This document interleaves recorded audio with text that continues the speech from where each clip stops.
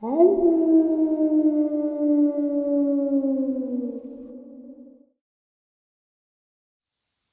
greetings and salutations, everyone. I do hope everyone is still doing well, and welcome to this early morning or middle of the night bonus upload. Before we jump into it, a couple quick links. As many of you know, I rely on Patreon, PayPal, channel membership, and the merch to help the channel to continue to grow and go. Links to Patreon, PayPal, and channel membership is in the description below. Merch displayed directly under the video. Also, Dogman, Frightening Encounters, Volume 1 through 3, the audiobook versions. They were written and researched by Tom Lyons, narrated and produced by me, Jeff Nadolny. These audiobooks are available on Audible, Amazon, and iTunes, links to which are also in the description as well. And finally, last but definitely not least, if you'd really like to help support the channel to continue to grow and go, simply subscribe. It does not cost a cent. Click that like button, takes half a second. If you don't want to miss out on any of the informative uploads that I put out daily, click the bell icon. And folks, please leave a comment and share the video.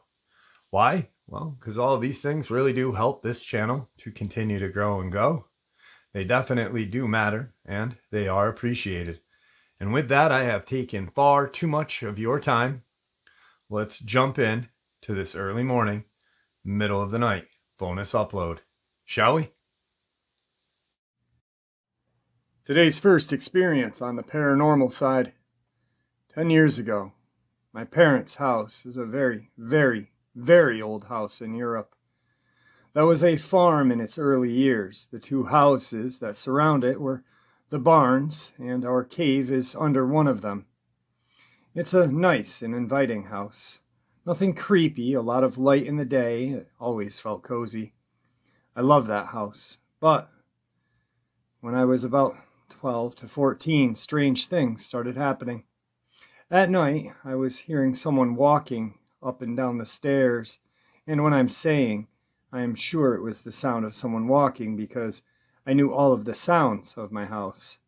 I've never been a believer in ghosts, so for me, it was my dad having insomnia or going to the toilet, but he was making a lot of noise and was going up and down all night. I was clearly annoyed by these noises, so one night I was going to confront him while he passed my door. I opened the door and there was no one. Chills. But okay, I must be dreaming. Then we started having other problems around the house. The walls are hollow, and weasels got in and died multiple times. Hogs came to the garden and destroyed several things. The neighbor, who was a hunter, killed them, and we gave them to the butcher, who made good recipes with them. And then my mom's car had all her tires cut by a knife, and we don't know who did it. One day my grandmother told us to make a cross with salt under the rug. She did not believe in God or what, but she believed in witches and, in her words, knew some. This was her way of getting the bad spirits or bad people to repel. We did it for a good time, I guess. I don't know, thinking that it wouldn't work. It worked. I never heard the steps on the stairs again. No weasels died in the walls since then, and no cars have been attacked. I was thinking that it was my imagination, but the other night I talked to my parents for the first time because we were talking about my grandmother who died this year, and they said they also lived in weird things in this house, which ended at the moment we put the salt cross down. They never told us because they didn't want us to have nightmares, so that's my encounter. Or maybe the story of a creepy dude who lived in the walls of our house. Also, my dad doesn't believe in the paranormal or God, and we think it could have just been our imaginations. My mother and brother believe in the paranormal. My great-grandmother lived in the French Reunion and was into voodoo and voodoo puppets. My mother always believed that her grandmother had some kind of powers. And for the joke that I'm always making fun, she thinks I've inherited it. Today's second experience on the paranormal side. This may be a Dogman encounter in the United Kingdom. I live in the United Kingdom, and my friend's uncle owns quite a bit of land. We go hunting quite often. We hunt pheasant, rabbit, squirrel, and duck, so there's no need for any high-powered guns. And we usually take air rifles. Obviously, rabbits are nocturnal, so most of the time we set up camp and go off with flashlights up at the top of the land where there is less woodland and more of a chance of finding a rabbit. But on this night, I suggested we go down to the woodland area, as I've seen a few rabbit den down near the creek. My friend was very against going down there and made it clear he wanted to stay up in the fields. I told him, fine, I'll just go off on my own and see what I catch. I get down to the top of the creek. The creek is a very large dip in the ground where a stream running at the bottom. And as I near the creek, I remember hearing splashing and kicking in the stream, which I thought must have been the rabbits. But when I looked through my scope, there was too much vegetation and I needed to get closer. I started down the very steep side of the creek, and as I'm coming down, I notice a white glint in the corner of my eye. And when I look, I notice it was bone. I thought it was quite cool and wanted to get a closer look. Upon said closer look, I can see quite clearly that it is a full-grown female deer. This is strange because, as I said before, I live in the United Kingdom, and we don't have a lot of predators down south where I was, so I thought of all kinds of things it could have been. My friend's uncle? No, he doesn't have a deer hunting license. A very, very large fox. No, I doubt a fox could kill a deer of this size. In the end, I came to the conclusion that it had fallen down the creek and broke its leg and had left there to die. I started to walk back up the side of the creek when I heard some rustling on the other side. I think rabbit, and I scope in to take a closer look. Then whatever I was looking at sprinted away, making me jump. But it wasn't any normal sprint. It was a two-legged charge, and I could see leaves rustling behind it as it ran that were taller than myself. This thing was huge, and I was defenseless with just an air rifle. But the sheer force that this thing ran with was enough to make me chill. So I hurriedly walked back up to the creek, to the fields, and told my friend what had happened. And I asked him if he was trying to scare me. He swore on his life that he had been up there the whole time. After no luck catching any rabbit, we went back to the tent to get some rest, but I couldn't sleep thinking about that thing and what it could have been. My heart dropped. The loudest, blood-curdling scream made me jump out of my skin, and my friend woke up in a fluster, asking, "WTF was that?" It was silent for a few moments, and then it happened again. The scream rattled on for almost 30 seconds, and my friend suggested it was just a fox. But we had heard fox screams many times before, and this was not it. This was something larger than a full-grown man's scream. But we were in the middle of nowhere, and no one would be out here walking around at this hour. Rest assured, we did not sleep the rest of that evening. Today's third experience on the paranormal side. So when I was 12 years old or so, my best friend and I were super into all things paranormal. We would purposely seek out situations that would expose us to ghosts, entities, and things. And I firmly believe if you go looking hard enough, you begin to open the door to these occurrences. We often had our parents take us to Savannah, Georgia, known for being a particularly haunted city due to its history, to stay in the same hotel a woman had killed herself in hopes of seeing her, ghost tours, you name it. Now, unfortunately for us, most of the time we never experienced anything. However, the scariest experience I had with her has always came back to my mind over all of these years. I always try to rationalize it, but to this day I haven't been able to come up with a good explanation.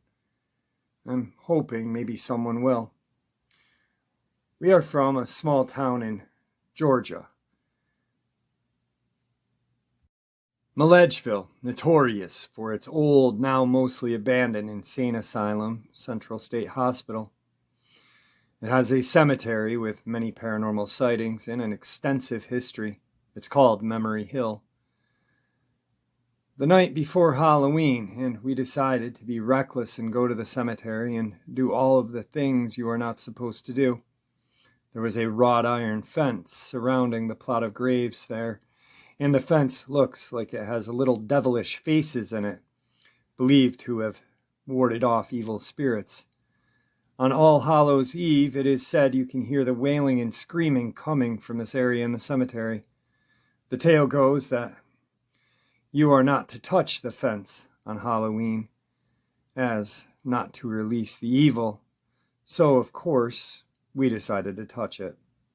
There's a witch's grave there from a woman named Dixie Haygood, who lived from 1861 to 1915. Legend goes that you are not to cast a shadow on her grave, or you will bear the full weight of her curse.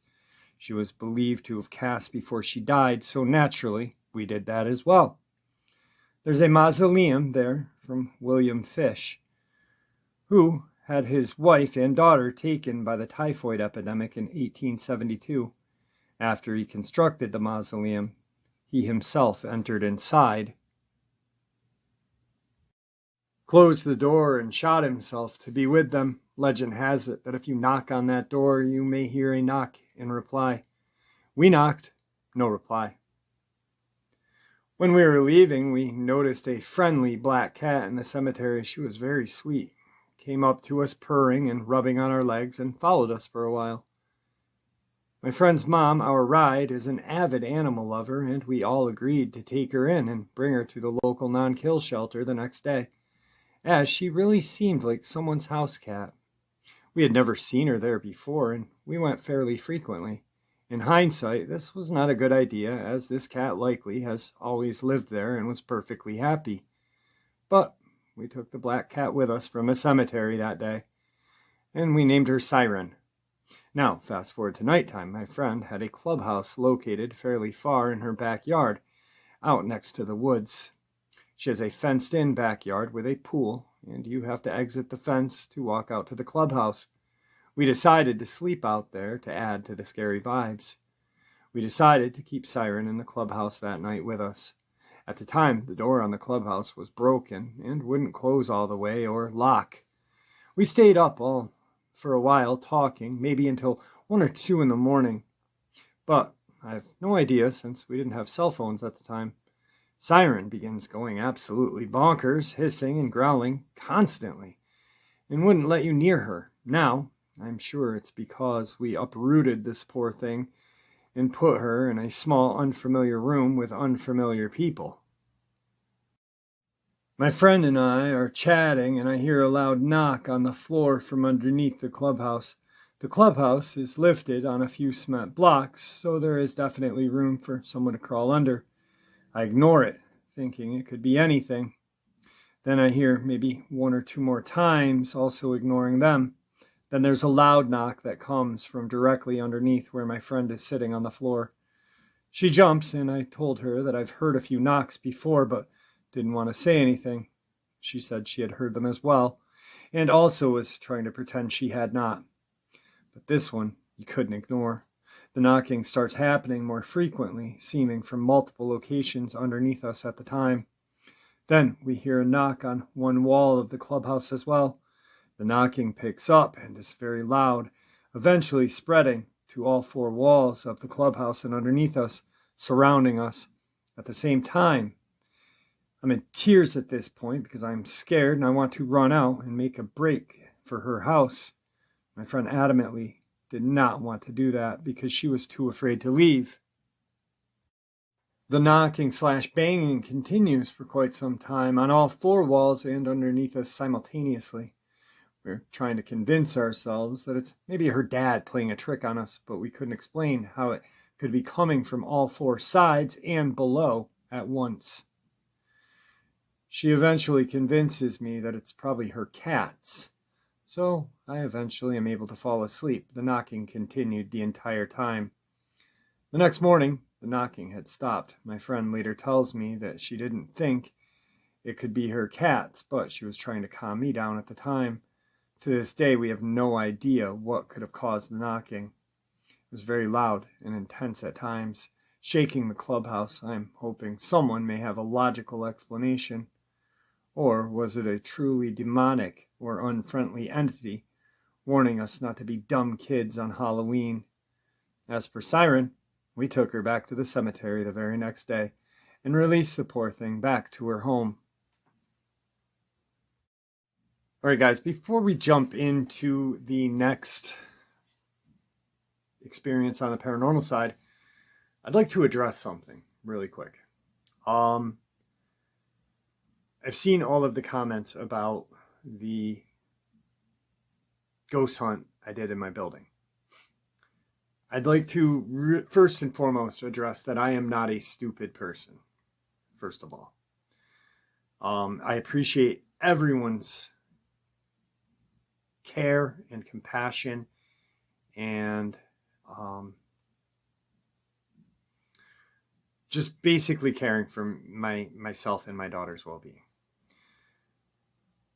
So I kind of want to address that I am not stupid. I am not a person who just jumps into something and takes it lightly. I have a very strong connection to my Native American side. I have participated in multiple sweats, communicated with elders, and I pray to the Great Spirit daily. I also have a very powerful religious or Roman Catholic background. I was baptized. I had my first communion. I had my confirmation. So I do believe in the Trinity. I do believe that Lord Jesus Christ is my Savior. And I have a beautiful cross that has been blessed by a Catholic priest in my home. I have holy water in my home. And I have cleansing prayers that I perform. I did talk to my local priest about these cleansing prayers, and he reviewed them with me and said they were ideal for what I plan on doing. I'm not going hunting for a demon or some kind of craziness. I'm being very careful with what I'm doing.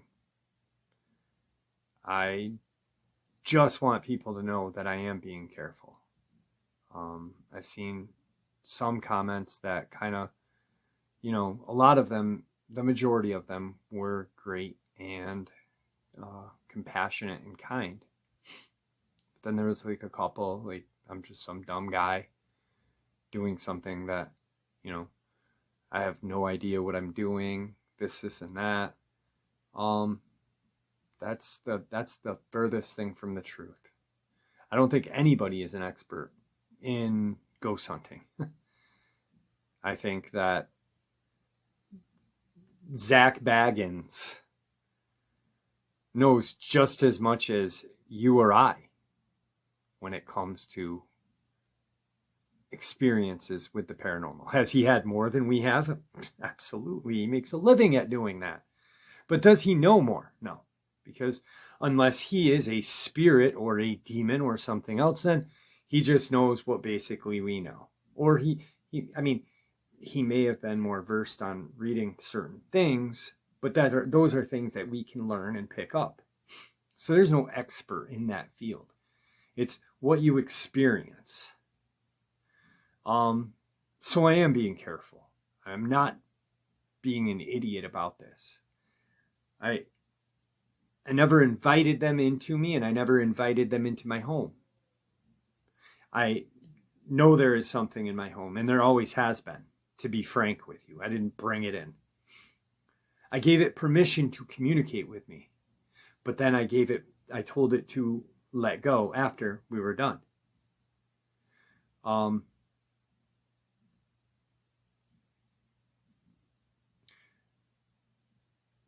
The other night is something I'm going to pursue. Just like with my Dogman and / cryptid, Bigfoot, what have you, uploads. I'm going to start going out in the field and doing like Dogman / Bigfoot hunts where I'm out. Someone's seen something, I'm going out there and looking. Okay? If there's a paranormal place that I'd like to go to, I'm going to approach that as the same. The channel is going in a way that I want it to go, where, yes, there will always be narrations and there will always be interviews. Don't get me wrong, please. But I'm going to start experiencing these things. I want to go out into the field. Both cryptid, Dogman, Bigfoot hunt, and ghost hunts. And I am prepared mentally and spiritually. My daughter is mentally and spiritually sound as well. She has a cross in her room.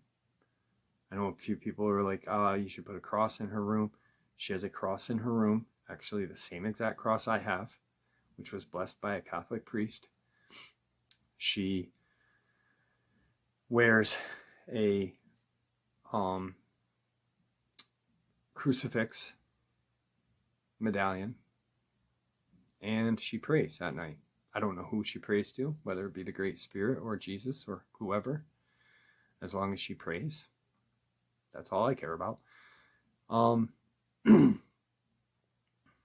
Now, some people are thinking, well, if he believes in Jesus Christ, our Savior, why does he say at the end of his videos, may the Great Spirit? Well, because God isn't Jesus, and Jesus isn't God.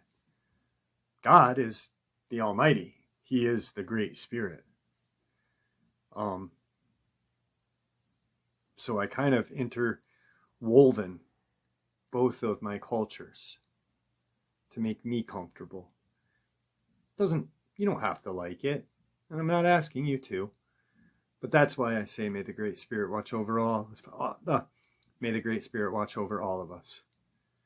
Take it at the end like I'm saying may Jesus, or watch over all of us all. Watch over all of us, excuse me. I don't know why I got tongue-tied at the end. Or whatever, whoever you may pray to. At the end, please. Because that's all I want, I want to learn more, I want to experience more. But I also want everyone to be safe and just feel comfortable. So that's what's going on. I just wanted to share that. I didn't mean any negativity. I appreciate everybody and their concerns for me. I just kind of wanted to say, hey, I'm well aware of what I'm doing. I'm not having, I didn't break out the Ouija board and start doing a Ouija board thing that night. I probably won't ever play with my Ouija board. I have one, and it stays in its one spot, and but I'm not summoning things in, so please don't think that. There's already something in my home. I just wanted to kind of communicate with it. I kind of wanted to, my daughter wasn't home, and I wanted to kind of show everybody what I have going on in my home. And I'm pretty sure a great deal of you have things going on in your home that you can't explain. So, just tell them to leave you be and go about your day. That's what I do. Anyway, let's get on to more of the paranormal side. All right. By the way, thank you so much, guys. You guys mean the world to me. This channel means the world to me. And I feel blessed to have all of you in my life. So, thank you. Today's fourth experience on the paranormal side. I was born in the country of Zimbabwe in Africa. I left to live in the United Kingdom when I was 28 years old. I'm now 49 and I still live in the United Kingdom, where I feel much safer, as Africa is not a very kind place to live. The country I lived in is landlocked and has a big forestry industry, which is used for export and trade. I lived most of my life on various forestry plantations, way out in isolation, remote places where very few people have lived or live. The forestry industry plants their pine trees in large blocks, with each tree being on a grid pattern. Since it's pine, nothing grows beneath them due to the soil becoming acidic. So there is no ground cover or any brush or shrub. Like most remote places, the roads are really just dust without any covering, which means mud, rain, and hard-baked earth from the sun. I would take my 3 small terrier dogs walking each day, leaving the house after lunch, and I would usually be out for just over an hour. I walked the same route each time, up along a dirt road between 2 blocks of almost mature pine trees. At this point on the route, the road then curved around 1 block of trees and came back to meet the road from the house, forming a loop. It's a breathtaking walk with trees on both sides of you. However, the trees fall away on the right of the road halfway up, and it gives you a stunning view of the hills covered with shrubs and brush and grass. I went walking one afternoon as normal, and I heard a growl in the brush just up from my house. My 3 dogs fled in terror, and whatever was in the brush chased them. I found out it was a leopard with a cub, so I waited a week, then went walking again. Thankfully, there was no sign of the mama cat, and I was careful to avoid her cub zone, as I had the dogs, and they are a delicacy to leopards. About halfway into the walk, just as the trees on the right cleared away and the view opened up, I started to smell something I had never smelled before. It had a strong ammonia scent, like cat urine, but it was shocking how powerful the stench seemed to be out in the open like this. The dogs reacted in a strange way as well. They ran to me and cowered between my ankles, whimpering. I know a leopard would have spooked them into running home, so I was confused about being urine. I stood my ground with my dogs between my legs. You learn early on never to run with wild animals. And I was also armed with a handgun, being a female and out alone. The smell got stronger and stronger. Then it seemed to mix with the smell of wet dog fur. By this time I'm terrified, but I didn't know why. All I knew was I felt surrounded by something that was making the hair stand up on my body. Yet I couldn't see anything. I wanted to run back the way I had come just to get away from whatever was happening out there. But I knew if I ran and it turned out to be a big cat, I was going to be attacked. So I did something that almost made me mess myself in fright. I went forward and kept moving very slowly, 1 step at a time along the road into the smell. Have you ever been so frightened that you can hear blood roaring in your ears? I remember my teeth were literally chattering, and my dogs were milling about between my legs with their tails against their bellies. This was not a good sign. The further along the track I got, the more I looked around me and saw nothing. It's impossible, but there was nothing to see at all. How could I not see anything in a block of trees planted in straight rows with nothing growing beneath them, when I could see straight to the other side of the block along the tree row? I noticed an old gnarled tree standing alone on the right side of the road, where the beautiful views were, and although the tree had been there as long as I could remember, I stopped to look at it over. About 8 feet up the tree trunk was fresh rips into the bark, but they were so deep they went into the wood below the bark. Each one looked about 15 centimeters long and were fresh enough to have liquid sap leaking out of them. I thought at that point it was probably a big cat, and it had stretched up along the trunk to sharpen its nails. But it occurred to me that cats pull downwards. These cuts were at an odd angle. There were 2 marks on the left side and 3 on the right of the trunk. At about 30-degree angles, it looked like a person with long nails had reached up and started near the middle of the tree trunk and gouged outwards and down at the same time. The smell was the strongest from the tree. I kept turning and looking in all directions as I moved forward, and then finally the smell just stopped. I was a long distance from the tree by then. The dogs were back to running between myself and whatever they were currently examining. Everything was normal again. I got home safe with all 3 dogs, but I was too frightened to go walking again. I was 24 years old at the time. I have not had the courage to tell even my own family about this. The only one other person knows this story, and he's a skeptic and said it was probably a wild cat. A lot of strange things have happened in my life, both in Africa and the United Kingdom. Most of them are due to me seeing lights in the sky at night, especially here in the United Kingdom. One other thing that happened on the same African tree plantation was that a UFO was seen the same week as the one that landed in Rawa, where the children at the school spoke to the occupants of the unidentified craft.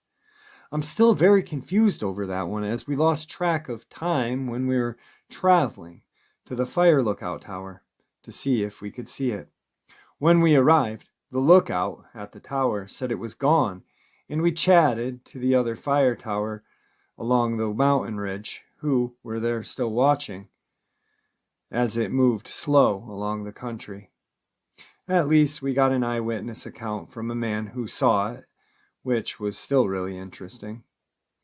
I just don't know what to think about the smell. It was so strong it burned my nose enough to make me want a tissue.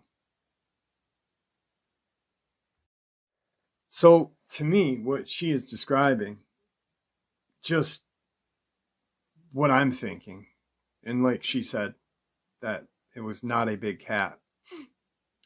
Because in her first one, she saw the mother cat with her cub. The dogs ran home. The dogs did not run this time. They ran to her for her safety. And when she looked at the claw marks in the tree, how she described them, that would almost be like a human, or how we, grab something and pull. Or how a dogman would do it, how we've heard dogmen ripping at trees. To me, it sounds like there was some sort of dogman in Africa or in Zimbabwe, which would, in my mind, if you think dogman in Africa, you think of the hyena-like dogman or jackal-looking dogman, which are friggin' terrifying, because hyenas are terrifying. God. That's a terrifying upload. And I told you it was terrifying, didn't I? Anyway, moving on. Tonight's final experience on the paranormal side. So, I went through 22 weeks of infantry OSUT, and the worst experience I had was the individual night land navigation. Now I'm in the middle of a swamp at around 2 a.m. looking at my map. Suddenly every hair on my body stands on end, and my red light flickers. I turn it off and start looking around when I spot the silhouette of a woman in what I can only describe as a pioneer's outfit. I look away for a second and look back, and nothing. I tell myself, you're just seeing stuff. I pick a direction I thought was good and start walking. I start hearing crunching and breaking of twigs and leaves in rhythm with my steps behind me, as if someone or something is matching my pace. Once again, my hair stands straight up again. I stopped and looked behind me. Nothing. I continue walking. same thing happens. Stop, look, nothing. I decided that 3 points was plenty for the night, and I start booking it. As I'm running, I clearly hear and see something jumping from tree to tree, keeping pace with me as I cut through the woods, sprinting at full speed. I'm not the fastest, but at the time I had a 5-second 40-yard. Nothing could have moved that quickly through those trees. I make it to the starting point. I turn in my crap and sit in my gear. Another guy comes running in at about 15 minutes later. We still have 2 hours left at this point, so it makes no sense why he'd be in a hurry. He does his crap and sits next to me and turns, "Dude, did you have a point in the swamp?" I gesture at my boots and pants. "Yeah, can't you tell?" "Yeah, sorry, but anyway, did you see a woman in the pioneer outfit?" "Yeah." I was writing down my points of info when my light started flickering and I heard something in the tree above me. I looked up and saw her sitting in the tree above me at that point. I just staring down at me with these lifeless eyes and empty face. I ran faster than I ever have, and I didn't stop till I got here. It's at this point where the guy sitting behind us leans forward. "You saw her too?" We nod.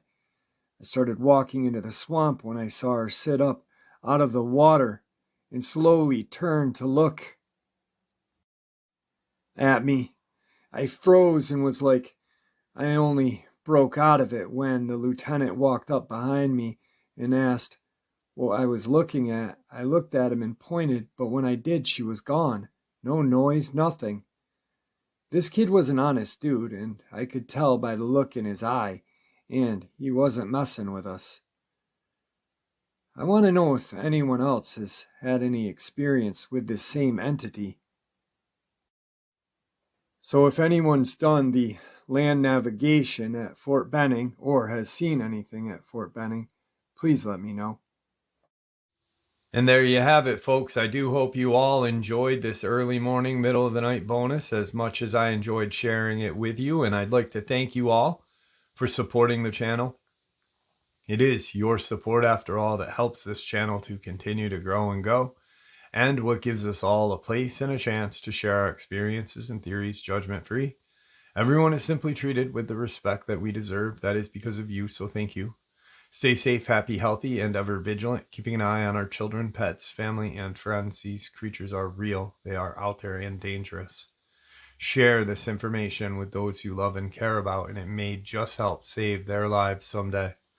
Until next time, never stop asking questions, never stop searching for the truth, and God bless you all.